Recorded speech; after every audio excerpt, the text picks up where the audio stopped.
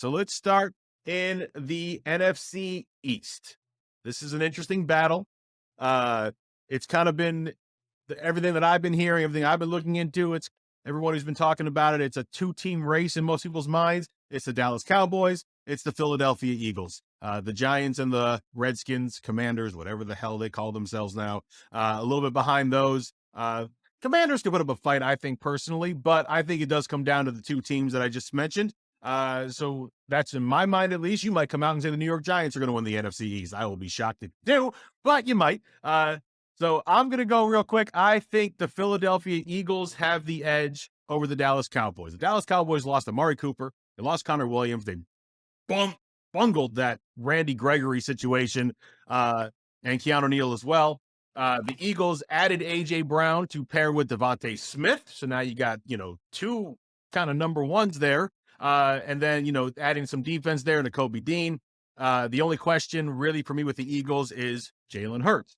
But I have the same kind of questions I do for Dak Prescott. So with everything else around them, I think Hurts has a better team around him than Prescott has around him.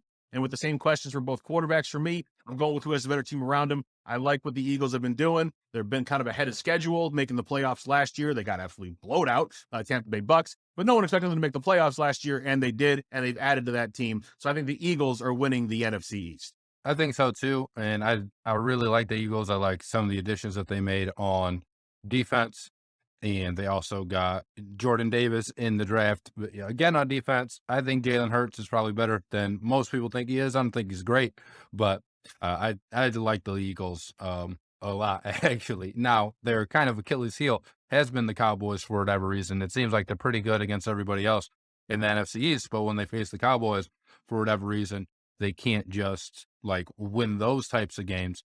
But I think they'll win enough games against everybody else, and they only play the Cowboys twice. So if you split with the Cowboys, I trust the Eagles to beat the other teams in the NFL more than I do trust the Cowboys. So I'm with you. I'm going to pick Philadelphia. I said the only thing that questionable was the quarterback. That's not true. The running game is a little questionable in Philadelphia as well. I am not a big believer personally in Miles Sanders. And then he's also got to contend with Kenneth Gainwell. He's got to contend with Boston Scott. But their running situation does have some questions around it.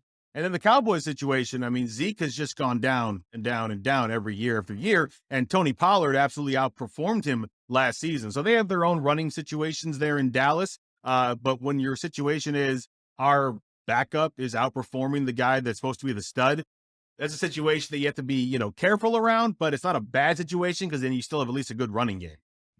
Yeah, and then I think it's a legitimate concern, but I still just like the rest of the Eagles roster overall. And I think you also have to take into account that Jalen Hurts can be a part of the running game, so they don't necessarily need some type of stud running back when your quarterback can move like that. Yeah, no, definitely. All right, NFC North. I went first on the East, so Ryan, you go first on the North. The North, I think, is pretty easy. I think the Packers are going to win, and, they'll just win it until somebody else shows me otherwise. I think the Lions and Bears are both probably two of the worst teams in the NFL, so I'm discounting them right away. Sorry, Lions fans. And for the Vikings, I think their offense can be really good, but I still don't trust that defense, and I just trust Aaron Rodgers, obviously, more than I trust Kirk Cousins, even if Aaron Rodgers, we have some questions about what type of weapons they're going to have on offense. I'd rather have questions at wide receiver than I would questions on defense, because I think the Packers have one of the better defenses in the NFL, and they still have the MVP of the NFL and Aaron Jones and A.J. Dillon to kind of shore up a really good running game. And Jones can be effective in the passing game as well. So I think the Packers will kind of run away with this division once again. I 100% agree with everything that you said. They've won 8 of the last 11 years. Their defense, which has already been improving, they improved it even more with Jair Alexander. Rashawn Gary added as edge rusher, nose tackle Kenny Clark. And they have the best quarterback in the division by far. He might be the best quarterback in football. His weapons are questionable. Devontae Adams is gone. Your wide receiver is now Alan Lazard, the man who used to be Sammy Watkins, second-round rookie Christian Watson, an aging Randall Cobb. It's just, it's not good. And their old line is not 100%. David They Bakhtiari. still have MVS, don't they? Uh, Marquez Valdez. maybe. Not that that's some great, like, hey, Right. you got Marcus Valdez Scanlon. But But it is, and they don't have oh no, he's on the Chiefs. Never mind. I was gonna say, and Equinemius is not there either, right? St. Brown. I don't think so. I think he moves on as well. Even worse. So yeah, I mean the weapons are questionable as far as who he's throwing to. Yes, they have a two-headed monster running back, like you mentioned. Again, I agree with you. The Lions and the Bears are not going to be in the mix at all. Sorry, Lions fans, we're just not there yet.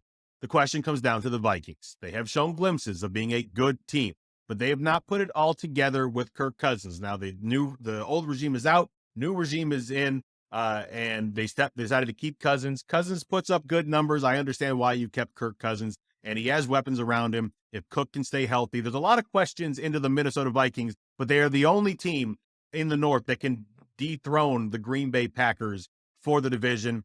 They can do it. It's not a runaway for me, especially with all the weapons missing now with Green Bay, but they still have Aaron Rodgers who can do a whole lot with a whole little. And he has a little right now. He doesn't have a lot right now. A couple of these guys might turn into a lot, but right now we don't see them as being a lot. So he's got to work with what he's got and make the most of it. He's good enough to do that. The Vikings have the pieces to overtake all the problems the Packers have. They just got to put it together to do it. I'm with you 100%. I think the Packers win the division still this year, with Minnesota nipping at their heels and the Lions and Bears at the bottom of the NFC North. All right, NFC South. I'll go first on this one. It's the Tampa Bay Buccaneers. The New Orleans Saints might cause some problems, but that's it in the division. Baker Mayfield, is he a step up a quarterback in Carolina? A little bit, I think so, but the Panthers still have issues, and until Christian McCaffrey shows me that he can stay healthy for a whole season, I'm not going to believe it. And the Atlanta Falcons are not great, Bob. So the Bucs are the team to pick. Their defense returns everybody basically, and when healthy, they're one of the best defenses in football. They have issues offensively, not with the weapons. You got Brady to Godwin, you got Brady to Evans, you got Brady to Fournette. They added Russell Gage to come in. They also added the man formerly known as Julio Jones to come in. Their O-line, over half of it retired. Julio. We'll see. Their O-line, half of it retired or signed elsewhere, or they're injured. And Brady is not mobile, never was, and he certainly is not at 45 years old, and he hates being hit. When he gets hit, his play suffers tremendously. See both New York Giants Super Bowl victories if you want examples of this. But so unless the Saints are just clicking on all cylinders, Michael Thomas is back to being Michael Thomas. Alvin Kamara is back to being Alvin Kamara. And Chris Olave just comes out the gate smoking hot.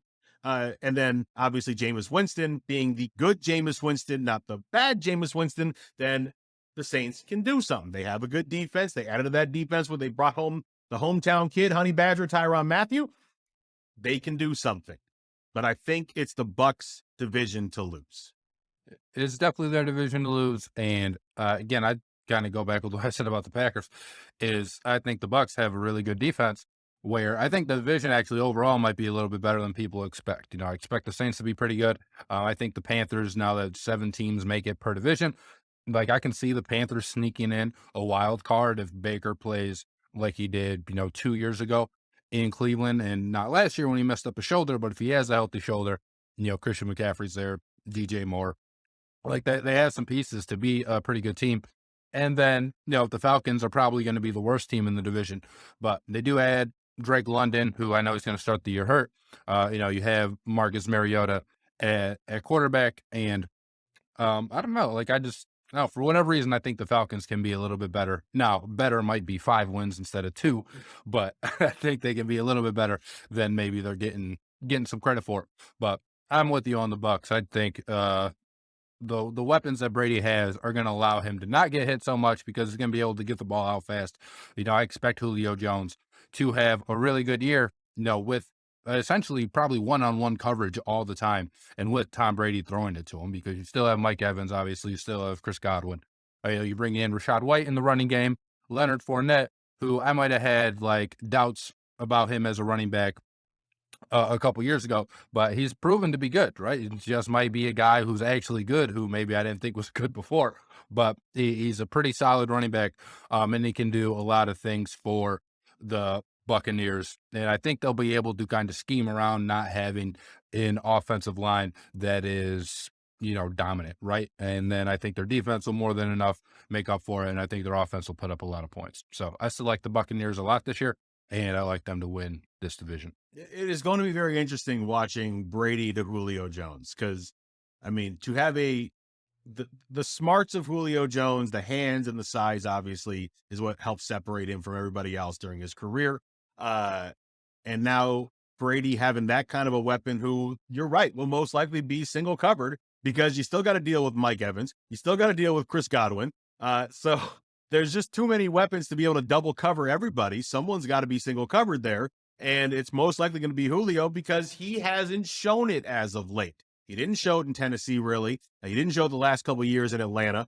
So there's going to be doubts on him being able to still do it. They're going to focus on the guys who've been doing it. Mike Evans has been doing it year in and year out for years. Chris Godwin, when healthy, is one of the best wide receivers in football as well. I 100% agree. It's going to be interesting to see, and it could be something that they could absolutely take advantage of. But Brady going to have to get rid of that ball quick because that O-line is not good right now, and unless some things happen to change it, it's not going to be good for a while. So it's going to be interesting to see, and that defense, definitely one of the best as long as they can stay healthy. All right, NFC West, Ryan, who you got? So for the NFC West is, I think, far and away the best division in the NFC. I don't think it's even really close. It's tough. I mean, it's tough to go against the Rams, but with Matt Stafford's kind of mysterious elbow injury, I don't know how hot they're going to come out the gate. And I believe in Trey Lance, so I'm actually going to take the Niners to win the division. But I mean, you could make a case for 3 of these 4 teams certainly getting into the playoffs. Obviously not Seattle anymore, but the Cardinals, the Niners, the Seahawks should all be pretty good. And I think the margin for error at the top of this division is going to be razor thin. I don't know. I just like I like this. I like the Niners as long as I don't know what's going on with Stafford's elbow. And, I know the Rams have a great defense, but the Niners have a great defense as well. And they both have weapons on offense. It's just a little bit different. I do really like the addition of Allen Robinson for the Rams. I don't know. I'll just pick the Niners to be different than most people because I feel like so far I've gone all chalk. Well, yeah, the West is definitely the most compelling in the NFC by far. I think it's 1, 2, 3, and then 4. The 4 being the Seattle Seahawks. 3 for me is the Arizona Cardinals. I just don't believe in Kyler Murray and Cliff Kingsbury. I just don't. I don't believe in them getting the job done when it counts. I haven't seen it yet, so I have nothing to go off of that tells me to believe in it. Everything that's shown that I've seen the last 2 years has been don't believe in it, they crumble. So until they prove otherwise, that's what my take is going to be on the Arizona Cardinals. Yes, they added some nice offensive weapons, but no DeAndre Hopkins, obviously, for the first 6 weeks. That doesn't hurt them for the playoffs. It hurts them for the first 6 games, and it might keep them out of contention in the NFC West if they don't do well in those first 6 games. And now you've got 1 and 2. And it's, of course, what you said. It's the Niners and it's the Rams. The Niners, I have them second in this because of Trey Lance, actually. I'm the opposite of you. And I'm seeing from San Francisco that they're with me. There's a reason Jimmy G is still in San Francisco. Trey Lance has not impressed as much as they thought he should. And so Jimmy G is still there in case Trey Lance is not ready. And that's why Trey Lance is not happy that Jimmy G is still there. That question is going to linger until Trey Lance proves otherwise. He hasn't had a chance to yet. Preseason doesn't count for anything. Regular season, we're going to find out what Trey Lance and this offense is about. But as far as Super Bowl ready team, it's the 49ers. You have every piece you need to win a Super Bowl with that team, except quarterback. And that question will be answered by Trey Lance this season with Jimmy G, who's not a great quarterback. They went to a Super Bowl and should have won the Super Bowl. Their defense let them down late, and their offense let them down very late to let Kansas City come back into that game and win that Super Bowl. They were very close, obviously, last year as well as getting to the Super Bowl NFC Championship game, lost in the last little bit to the Rams. They have everything you need, running back wide, receiver wise, tight end wise, defensive, offensive. They have everything. It's the quarterback. And until Trey Lance shows that he's ready, I'm going to question it. And then there's the Rams, Super Bowl champions. Matthew Stafford finally got his ring. Aaron Donald finally got his ring. Cooper Kupp. They went and added some big pieces. And Super Bowl champion Bobby Wagner. They added Allen Robinson, who's another catching threat to replace Robert Woods or Odell Beckham Jr., depending on which way you're looking at it. Either way, they got a big body in to come catch passes. Higbee coming back from injury is a tight end that Stafford liked to use as well. You know what you're getting with the quarterback. He can be mostly great. He can do some irritating things. You don't, though.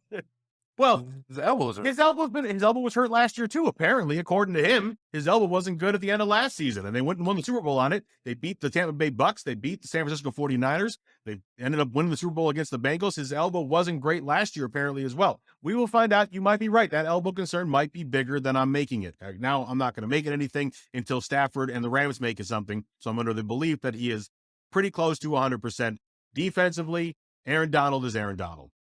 He's an absolute beast. And they added some pieces, Bobby Wagner, chief among them, to make this defense a little bit better than it was last year. Again, another team just like the Niners, they have all the pieces. And in my mind, they also have the quarterback. So that's why I have the Rams a little bit above the Niners. These two teams hate each other. They've had good battles. The Niners continue to win these battles in the regular season. The Rams were able to exercise some demons last year in the NFC Championship game. So it's going to be between these two teams. I will not be surprised either way, obviously, who wins this division. I think they're both making the playoffs regardless, barring injuries, of course. But if everything stays healthy and good, I expect both the Rams and the Niners to be heavily involved in the playoff mix, and maybe the Cardinals as well. Hey, Ryan Griffin here. Thank you so much for watching today's episode of Griffin and Bass. Be sure to give us your thoughts in the comments below. Remember to click the bell to receive the latest notifications from DSN, and subscribe for breaking news, community blogs, polls, contests, and other content.